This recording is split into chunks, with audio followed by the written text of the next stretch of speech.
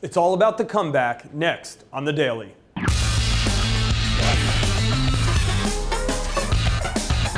Welcome to The Daily for Wednesday, November 14th with Greg Lawless. I'm Jason Segini, and it was all about the comeback for the U.S. national team on the road in Russia against a very good Russian team. They fell behind twice, Greg, but were able to come back both times and finish with a 2-2 draw. After that first goal that Danny Williams kind of passed back to the Russians. You should get an assist or something on that moment. Yeah, you kind of felt queasy about how this game would turn out, but the U.S. really fought hard. Yeah, they did, and they came back, and obviously they get a really nice goal from Michael Bradley, a well-worked goal. Agudelo with the knockdown to get them back into this, fill their confidence again, because they didn't have a good first half. I think everyone will sort of admit to that. Looked better in the second half in particular. The mistakes defensively are the issue, though.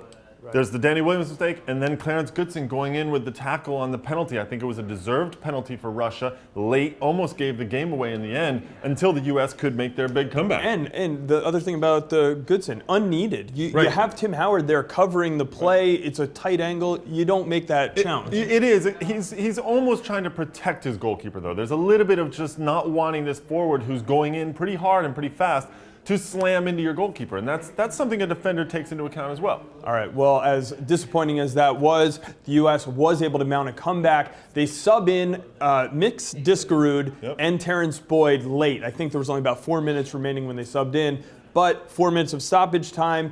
In that time, the two are able to work it out. Boyd challenges for a header on a long ball. The ball drops to Diskerud, and he gets a lucky deflection, but I'll say this. He kept the ball down. He put the ball on frame, which a lot of opportunities earlier in the game were not done by the U.S. Well, he kept it on frame as far as we know. It did deflect, so we have no idea maybe what would have happened. But yes, he got it in the general direction. It ends up hitting a Russian defender, taking a bounce and going over the goalkeeper. But it's the composure on the shot. You're right. He takes it very quickly. He doesn't wait around. He has total confidence. This is the thing that makes Mix such an important player, I think, going forward for the U.S. team.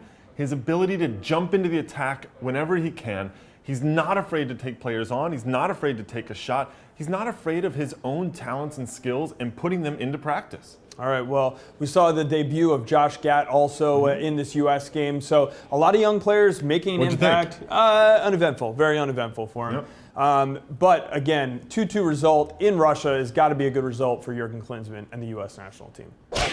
The other comeback, this one important in MLS circles, is Dwayne De Rosario. We expect that Dwayne De Rosario could be on the field Sunday somehow. Will it be a starter? Will it be a sub in a huge game for DC United? And he himself admitted it. So he says he's feeling better now. He's gotten to get a little training in. The coach, assistant coach Chad Ashton, actually came out and said, we expect him to play. Now, De Rosario was a little bit more cautious about that. And he said basically something to the effect of, I'm going to be there for my team. It could be as a starter. It could be as a sub. It could be as a late sub. It could be in overtime. It could be on the bench, or it could be in the stands. So he admitted everything is in play, but certainly the rhetoric coming out of DC is that Dwayne De Rosario will be up for this game and will most likely, I'm saying at the least, be in the 18 for this one. Remember, this is one of the most clutch players in MLS history. He comes up big when his teams need it, including